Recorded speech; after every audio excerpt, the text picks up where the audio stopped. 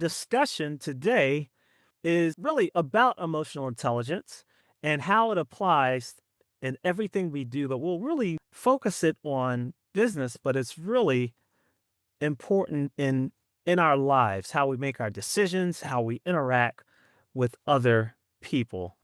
When it comes to our effectiveness in, let's say, either leading or dealing with other people or our professional growth, it all begins with self awareness. I always tell people we cannot effectively lead, manage, or influence someone else unless we're able to lead, manage, and influence ourselves. And so self awareness is the starting point. I'm going to share something with you. It's called the Johari window. This is a concept that was developed by two behavioral psychologists in 1955. Their first names were Joseph and Harrington. And so they combined their names and came up with this sexy title, Johari, meaning Joseph and Harrington. So this might be, some of you may have seen this before, so this might be a review, but I'm going to walk you through how they applied this concept. So on the left side, or the left column, are the tendencies, the characteristics, behaviors, habits that we are aware of in ourselves, that we see or that we recognize or that we know about ourselves. And then the right column are all those things that we don't know or we don't recognize about ourselves. And then we cross this or we compare this. Let me just make sure somebody, okay, with what other people see in us or what they know about us, and then what other people don't know or don't see. So I'm going to go through each one of these boxes and we'll kind of talk about some examples. So quadrant one, those things that people know about us and we know about ourselves, is called the open you. Or another word for this is the arena, meaning everything is on display. There are no surprises. Our behaviors are known to us. People can anticipate our reactions, and we're just keeping it real. That's when we are authentic. An example would be, let's just say if I'm the type of person who is a straight shooter. You ask me my opinion, I don't pull any punches, I don't sugarcoat. And you come to me and you say, hey, Keith, how did you like my presentation? And I tell you, it was terrible. Well, you would not be as offended if that were my response because you know that's the type of person I am. Of course, you might be bothered, but that's the way I am. By the way, I'm the complete opposite. I'm much more diplomatic, but just for illustrative purposes, that would be the open you. When we are constantly operating in the open you, that is when we have the best type of communication because people know where we're coming from, our team members, our customers, because that's who we are. We're authentic. We're keeping it real. Okay, let's go to the next one. Those things that are known to us but are not known to others is called the private you. And another word for that is the facade. So, of course, we act differently at home than we do at work or at business or at church or among a certain set of friends. The private you includes certain things that we just don't share with others. It could be certain things we've overcome. We may have experienced some type of trauma. We might be having health issues, but we just don't share that with other people. The private you includes our dreams, our ambitions, our goals that we don't share, as well as our triumphs or our anxieties, our fears, the things that keep us up at night. One of the common things that business owners have is cash flow issues. And if you're married or if you are you have a lot of people depending on you running your business, you don't always share the struggles that you go through. So it can be extremely isolating as a business owner. So that's an example of the private you. The reality is there's always some side of us that we just don't show to other people, even the folks closest to us. for various reasons. And so, yes, we want to exercise good judgment in what we share with people. However, the process of sharing does have benefits, and we call it self disclosure. You can listen and you can definitely relate to others because you may have a similar experience. The other thing that it's doing is when we're sharing some aspect of who we are, we're making ourselves vulnerable, right? But the act of becoming vulnerable, that makes us more relatable. The other thing is we can possibly find common ground with the other people. But at the fundamental level, what we're doing is we're sending a signal that we trust the other people. And a genuine way of earning trust is to demonstrate trust.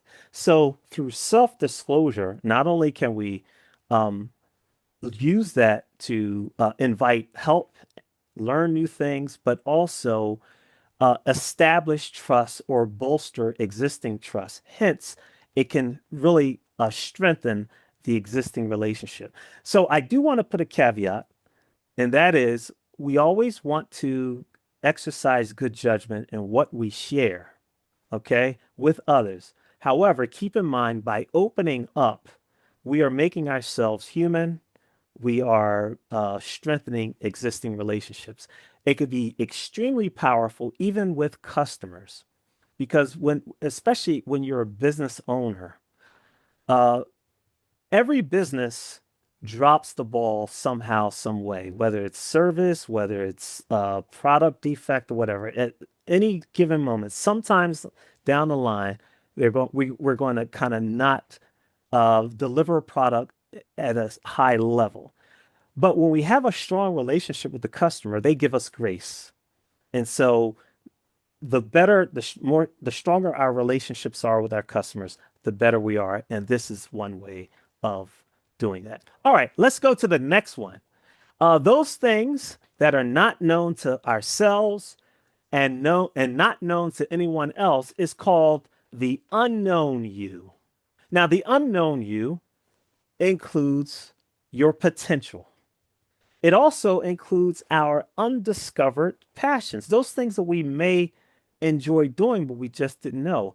An example would be some type of food that we never tried, and then we try it, we know we liked it, but until we tried it, we never known that we would have liked it. So again, the unknown is, if I had to say the largest section, that would be the largest section. Stepping out of our comfort zone, trying new things. And here's something that we can do kind of at least once a week. Have a conversation with someone that you don't even know because you never know where that can lead. Now, I'll give you a personal example of discovering unknown passion. For about 13 years, my wife and I, we were competitive ballroom dancers, and we would typically win in our competitions. We were amateurs, but we'd win. But I never imagined that this would be something I'd really fall in love with. And I was sort of put myself in a position that I had to step out and give it a shot. What happened was I was kind of in the doghouse because it was Mother's Day. I didn't really acknowledge Mother's Day as well as I should have. My attitude was, that's for the kids. But of course, at the time, my sons were 2 and 11 or something, so they couldn't do but so much. And so, and my grandmother was around, so I had to spend time with her, had to spend time with my mom. And I think I may have fixed breakfast, got a card, and that was it. But that came on the heels of her birthday. And my wife's birthday is in March. And I probably shortchanged her on her birthday. So there was a pattern of my lack of romance and attentiveness. So by the time Mother's Day came, my wife was totally fed up. And I was, when you talk about in the doghouse, I was in the doghouse. So, but all of a sudden we got this call, unsolicited call from this dance studio, and she answers the phone. And they said, "Hey, would you like to try ballroom dancing?" And so she hangs up, she comes to me, says, "Keith, I think we ought to try this." And of course I said, "Yes, hon, anything." So, I pretended to be excited. And we go there and we sign up for like basic classes. And then from then on, I was gung ho and very enthused. In fact, I was the one who really fell in love with it. Uh, and I had to kind of start dragging my wife. I had no idea that it would be something, but it all started because I tried something new.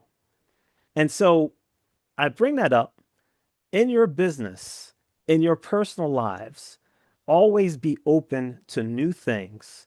You can rediscover or discover some things that you're passionate about, and there may be some synergy between that and the type of work that you do. So the next one is those things that are known to others but are not known to ourselves is called your blind spot.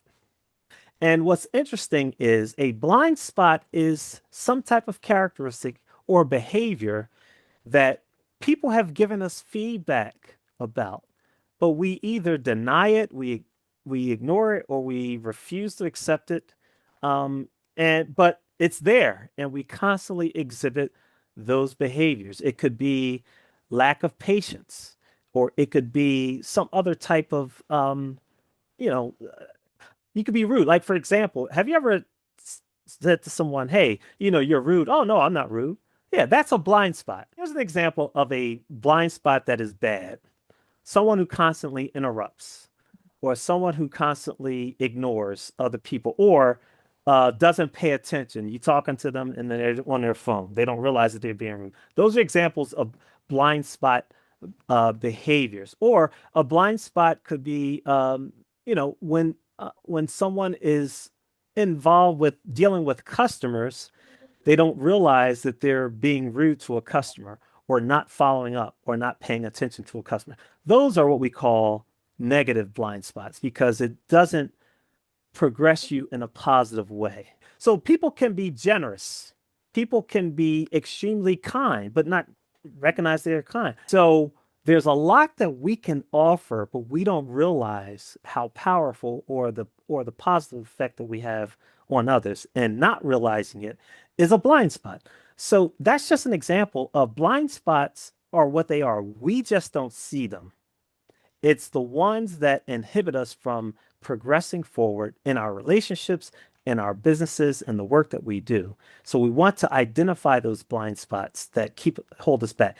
And then also leverage or try to uncover the characteristics that we can use to our advantage. The more we're operating in number one, the open you, that's when we're authentic. That's when communication is pure with others. They know where we're coming from. So that's the best place with our customers, with our team members, our suppliers, other stakeholders, investors. That's where we're much more productive. We want to work to identify the areas that are holding us back. By the way, getting feedback about our businesses is really, really good and make it because a business, as we have our own blind spots, our business as an entity has its blind spots. So we want to identify those that are holding us back. We can strengthen our relationships with others in number two by self-disclosure and sharing aspects of who we are. And then number three, by discovering our new passions or discovering new things about who we are or what we like, and as we pursue our potential, that brings a life of fulfillment. I also want to show you this other illustration. It's the iceberg, very similar. What happens is the metaphor is 10% of the iceberg is what's above the surface.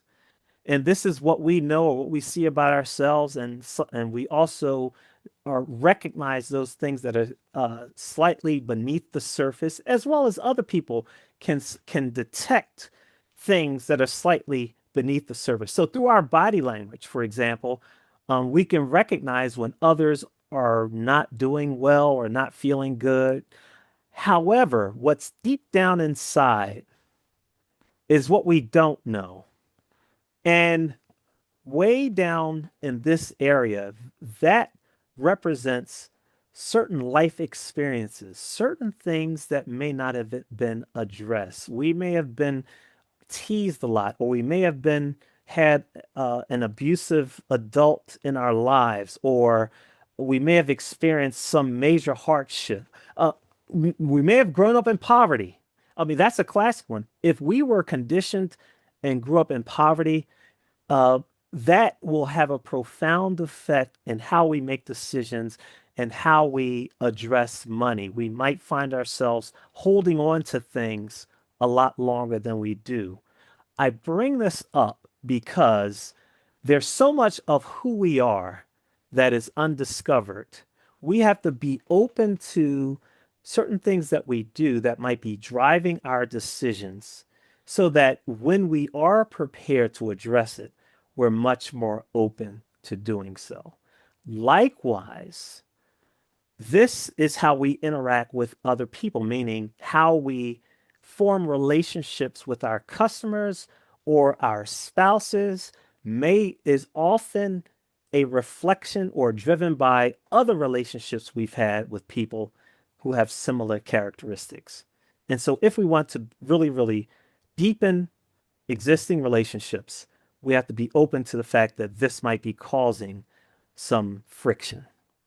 Now we're going to get into emotional intelligence. We'll talk a little bit about the report and the various dimensions. Emotional intelligence is really our ability to kind of understand, control our emotions, but really understand our emotions in real time, as well as being able to predict how we're going to feel in certain situations. Uh, as far as our dealings with other people, by assessing the feelings and being in tune of other people helps us navigate various discussions or questions or conversations. So it's very difficult to really have a productive conversation if we're not in tune with our own emotions as well as the emotions of other people. So as a result, it helps us build stronger relationships. And likewise, most of our decisions are emotionally driven. So if we're able to really manage our own emotions, we can make more logical decisions. So all of that is part of the emotional intelligence practice. Here's a diagram of the brain. I bring this up to point out that when it comes to logic, all of that takes place in what's called the prefrontal cortex. So how we think, how we make decisions operates there. What happens is when we are stimulated, there's a gland called the amygdala that controls our emotions and memory. When that kicks in, it overrides the prefrontal cortex.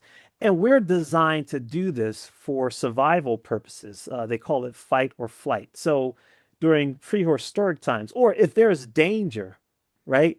If there's a fire, we don't sit there and say, I wonder what I need to do. We automatically, instinctively run or back away from the fire. That's where the amygdala kicks in. So whenever we feel a sense of threat or fear, we respond.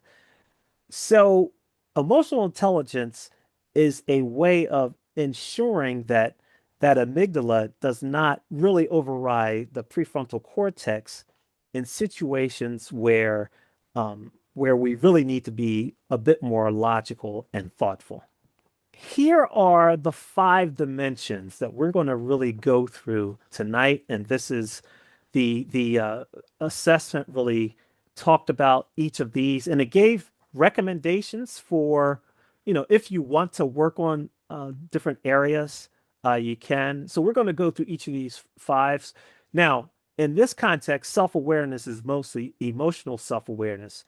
Up until this point, I was speaking about self-awareness from a broader perspective because there are different elements of self-awareness, such as understanding your strengths, understanding your core values, your behavior style. So the whole topic of self-awareness is very broad. Well, from moving forward, we're talking specifically from the context of understanding our own feelings or emotional state. So we'll go through each of these 5. Emotional self-awareness. That's really, again, having a clear perception or accurate perception of how we're feeling. and understanding our moods, understanding what's driving our emotions, what's really affecting us. So if we're feeling anxious, it's not just recognizing, okay, I'm anxious, but also, what's causing me to be anxious? And then how is that affecting other people? That's what self awareness, emotional self awareness really is. Um, and also knowing that later on, I'm going to be in another meeting, chances are I'm going to be very, very frustrated. So, what do I do? And we all have those people in our lives, whether business or family members, that we know that if we have to call them or whatever, that we're going to be a little bit, our blood pressure is going to go up. Likewise, we know other people that when we talk to them, we feel refreshed. So, or if we have a meeting or we have an event or an activity, we kind of get a sense of how we're going to feel when we're approaching that meeting. So that's again, that's that's all part of emotional self-awareness. With every emotion, there is a trigger. There's something that causes an emotional response. And understanding our triggers is very, very important. So, how do we increase our emotional self awareness? One way of doing it is to pause and take a temperature and ask yourself, how am I feeling? And then what's causing this feeling? This helps us trace the emotions and understand our triggers. So a trigger for anger could be someone speaks to us a certain way. And that can cause frustration. Trigger for sadness is we get bad news, a loss of a loved one or a good friend. So there are all kinds of things that happen around us or that we hear about or we see that can cause a certain feeling. And then also with every emotion, there's a physiological response. So our body, when we're nervous, we get the butterflies. When we're frustrated or we're angry, we get like the warm feeling. So pay attention to your body. I want to talk about emotional enablers and emotional disabler. And an enabler is something that puts you in a good mood. The common responses that I get from people are things like chocolate, ice cream, music. Those are things that put us in a good mood. Um, Good conversation, achieving something can put us in a good mood. And so it's really, really important to know what our emotional enablers are, the things that kind of give us that positive energy. Uh, and facilitate situations where we can constantly bring that about as a reinforcement. Okay, examples of emotional disablers. What are some of the things that put us in a bad mood or a not so good, pleasant, or not so pleasant mood? Constantly listen to bad news. By the way, if we always listen to, and I have to catch myself CNN all the time, hearing that all the time, that could put us in a not so good mood because it really sinks into the subconscious mind and really affects us. So we have to be mindful of the programming we watch and the conversations we have. We're always being around gossipers or people or what we call Debbie Downers. That really has an effect on us. And what's very important is when we're running a business, we have to constantly be creative. We have to be perpetual problem solvers. When we're around naysayers, that can dampen our enthusiasm, and that could be a source of an emotional disabler. Uh, Hijacking is very similar to road rage, for example, when you get escalated or an argument or whatever, and it really takes off. So we have to catch ourselves to avoid that. So those are just some example things that we can do to improve emotional self-awareness. Now we're going to talk about self-regulation. That's our ability to control our impulses and our judgment. By the way, when it comes to emotions and thinking, sometimes, or I'm sure you've had this. You've been in a conversation with someone, and you're trying to make a point, but the person you may have triggered a thought that they're still stuck on something that you said 3 minutes ago, and you can't really get through. Usually, we've hit a hot button. Um, and that can happen with us when someone's explaining something to us and they may say something unintentional that might be offensive. And mentally, we can't really, or we don't move forward. We're still stuck on how they may have rubbed us the wrong way, and we might miss out. That's an example of controlling our emotions, even though we're not expressing it. It takes a lot of discipline to do that.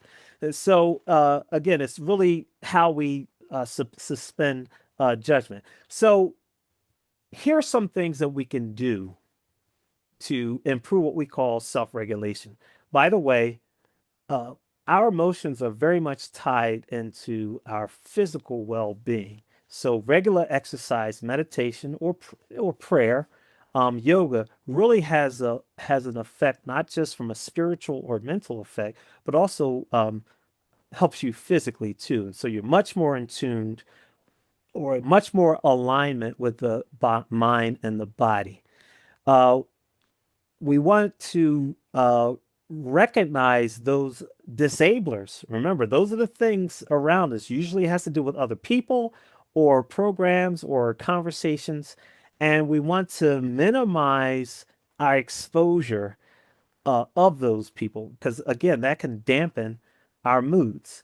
And then likewise, what are the things we can do that gets in the good moods? Usually getting something done, being proactive or productive is an emotional enabler. Rewarding ourselves with our accomplishment, taking that break or taking that getting that bowl of ice cream. Those are different things. So all of these are things that we can do. When I say avoid emotional hangovers, a hangover is it's best to describe it with a movie. I remember the movie Glory when it was out, and I felt like, oh goodness, you know. So just as movies have that type of effect, conversations have that type of effect. Programming has that type of effect. And so again, when we really want to be creative, we need to be mindful of what kind of conversations we engage in because that can really take us off our game. And so we can avoid that altogether. We have to recognize it. And so that's one way of controlling or avoiding emotional hangovers. The STAR technique is the acronym. What do we do? The first thing we do is stop. We take a pause. We take a breath. We don't respond right away. Even if it's 2 seconds, just pause. So don't speak, don't do anything. After the pause, we think and we say to ourselves, okay, where do I want this to go? What do I want to happen as a result of this exchange? As opposed to lashing back. Okay, sometimes a good way is to ask a question. All right. Um, so we assess what is it that we want to say and what's the best course of action. So best course of action could be a question that get the person to follow up or whatever. And then we say something. So again, this might take 2 or 3 seconds before we actually respond. What it does, that pause itself gives the other person a chance to kind of settle down, but it gives us a chance to kind of get our thoughts together. Again, for me, a lot of times I'll respond with a question. Even if somebody asks me a question, I'll kind of respond with the question so we can both kind of get our emotional footing. And then after we've said what we have to say, or the conversation kind of takes its course in a non-threatening or insulting or de-escalated way, then we review. We ask ourselves, what went well? What could I have done differently? This is very, very powerful. And we can practice this at home with our kids or with our colleagues or with people closest to us. It's a very good way of preparing ourselves for dealing with difficult people. Now we're going to talk about motivation. And motivation is really, really uh, important and is often overlooked in the entire emotional intelligence discussion. I remember hearing a very succinct definition of what motivation is. And the person just gave me 4 words, and that is motivation is triggered, directed, sustained, effort. In other words, in order to be motivated, there has to be a spark, some type of beginning. And then when we say directed, where the motivation has to be channeled towards something, either to accomplish something, achieve a goal, or fulfill an internal need. And then we call it effort. So we have to be doing something, but it's sustained effort over time. So that's motivation. Inspiration is usually we do something and we do it like once. But motivation is sustained. So we kind of weather the hills and the valleys of our pursuit. So I really like that definition. So it's our ability to pursue goals persistently. Um, it's demonstrating passion that go beyond just getting a paycheck or just getting money, doing things other than just because of status. It's doing something because it's consistent with what we believe in. It's more internally. By the way, you cannot motivate someone else. That, a lot, we hear that a lot. Oh, we need somebody to come in to motivate. No, motivation, you can't motivate someone else. You can inspire someone else, but you can't motivate someone else. Motivation comes from within. So, what a business owner does or a leader does is they have to put their team members in situations where they're self motivated. Okay. Because motivation comes from within. Motivation is really about fulfilling some type of internal need or some type of drive. So, that's very important to remember. These are some things that can help with motivation. Again, it's really something that's driven. So it's stronger when it's a some type of internal need. But it really starts by building that momentum. So like we talked about, when we start accomplishing something, we start feeling good. That helps build the momentum, and witnessing ourselves making progress can give us that energy that we need. So even in sales, or let's say, you want to do a social media campaign and we've never done it. Well, of course it's going to be difficult if you've never done it, but you start doing it and you start getting the likes, you start getting people interested in your business, you start recognizing, oh wow, this works. That has a positive emotional payoff, and that builds the momentum. And so think about situations that can really help us be creative and feed our drive. What are some of the goals that we have? So we want to make sure that our goals for our personal selves and our businesses are meaningful and that we can track our progress. If you're working somewhere and if it's not your business, meaning not you're not running a business, try to align your personal ambitions with the mission of the organization, because when it's not necessarily aligned, we're not going to put our best foot forward in the work that we do. So make sure that your ambitions, there's some type of alignment, whether it's, okay, I'm learning something new, and focus on that. Okay, I'm improving, I'm honing this problem solving skill. Well, I could take this way of problem solving, or I could take this skill of dealing with difficult clients or difficult people and hone this in my practice or my business. So, all of those are ways of increasing motivation. Now, we're going to talk about social regulation, or what we call empathy. And from an emotional perspective, it's really about understanding the emotional makeup of the people around us. And we do so by paying attention to their body language and their tone of voice. I call it reading other people. Okay. If we're not stuck into our own problems and being open to what other people are dealing with, we'll be much more in tune and thoughtful. And we can, especially if they're a target client of ours, it's really all about them and their needs. And that is really where empathy is extremely important in acquiring new clients. And so when we're thinking about our business plan or our marketing plans, we want to put ourselves in the shoes of our prospective clients. What are they experiencing? What are the important things to them? How would they respond to this type of service? So it's really all about them and not as much about us or the product. So practice putting ourselves in the other person's shoes or looking at things from their perspectives. Those people are close to us. We can identify their triggers or their emotional enablers or disables. Remember, a trigger is something that causes some type of emotional response or bring someone back to a situation that they may not have resolved. That could be a trigger of some type of difficult past, and we may make a remark or whatever. So we understand what they are. We know how to avoid them.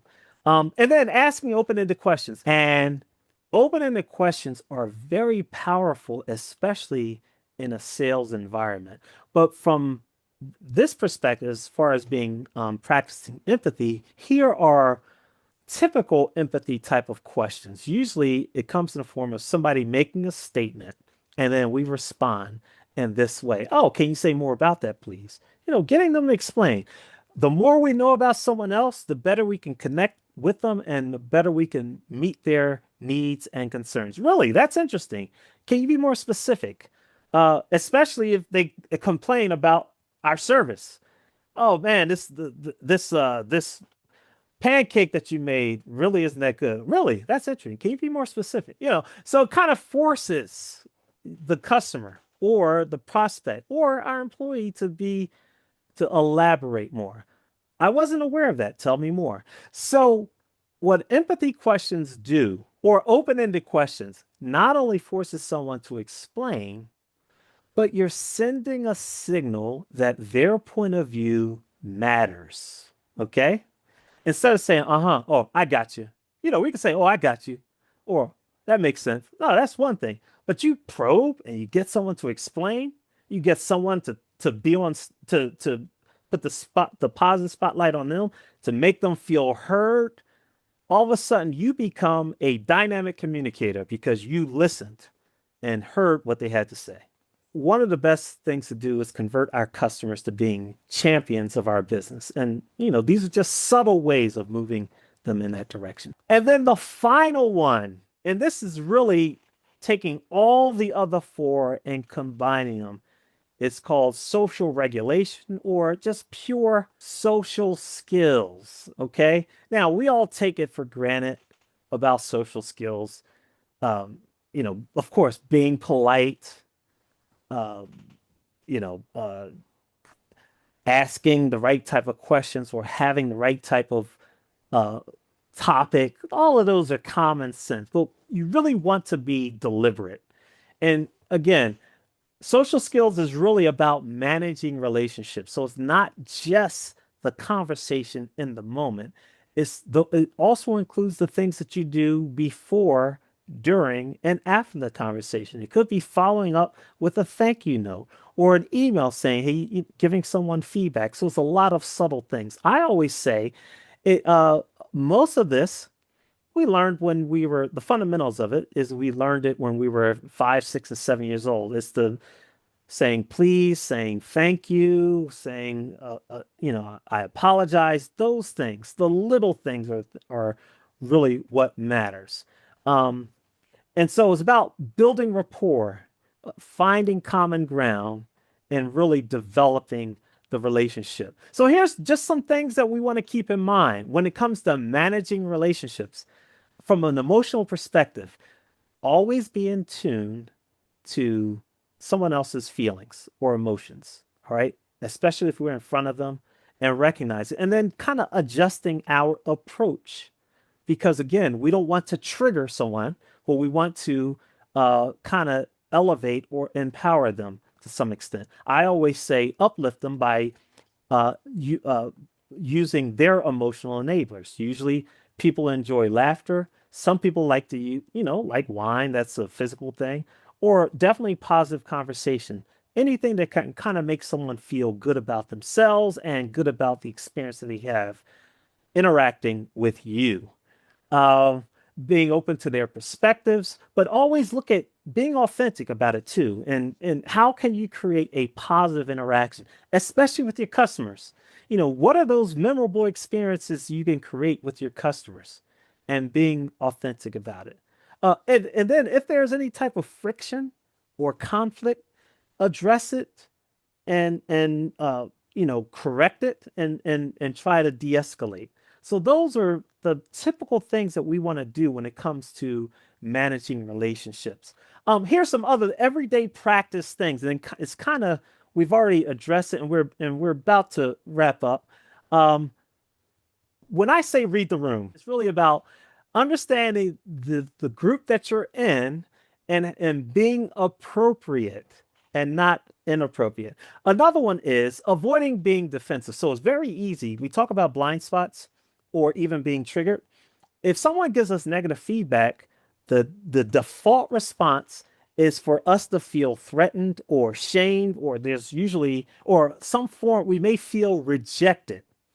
And automatically we get defensive or we may make excuses. No, the best thing to do is listen and say, okay, thank you. Tell me more. Even if we're burning inside, it takes discipline and we can learn a whole lot. The next one I say, let others shine. Usually, especially if you're in a room or whatever, and someone has some good news and they share, that's one thing, unless we're asking for wins. If someone says something like, oh, yeah, just da da da da da, da, let them have the moment. Don't try to say something that competes with them and that, takes the shine off of them. So always be willing to let the other person share their good news and bask in the moment. Practice active listening. It's totally being focused and not distracted that person. It's being engaged, is giving the head nod to show that you're listening, the physical head nod. And it can also be summarizing or probing for clarity. All of those are elements of active listening. And that really, again, gets the person to explain more. You learn more about that person, but it also strengthens the relationship. And then the last one is be curious about behavior in others that you might find unusual. Okay, so for example, especially if you know the person, if someone does something that is totally weird or you may find offensive, the default is, okay, I see it now. I'm gonna avoid that person. No, the best thing to do is say, I wonder why they said that, or I wonder why they did that.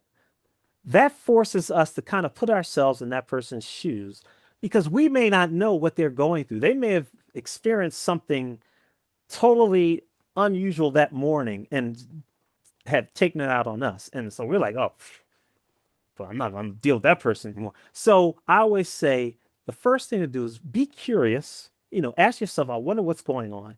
And then that kind of helps us not take things personal. So these are just things that we can do, we can practice every day that really takes all the things that we've kind of covered in as far as emotional intelligence. All right, so final thoughts. Leadership, and by the way, if you're running a business, you are leading. You're leading, first of all, you should be leading yourselves. You're also leading customers. It's really about influencing others, but you have to influence yourself. So it's about influencing self and others to achieve something positive. Okay? As I mentioned before, when it comes to development and effective leadership, it all starts with self-awareness. We have to be aware of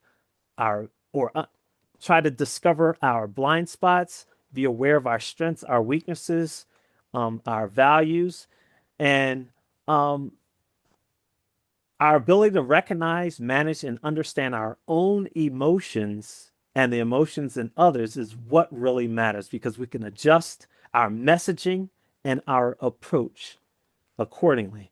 And so as a result, when we're practicing emotional intelligence, we have better communication, meaningful communication, and we make better decisions.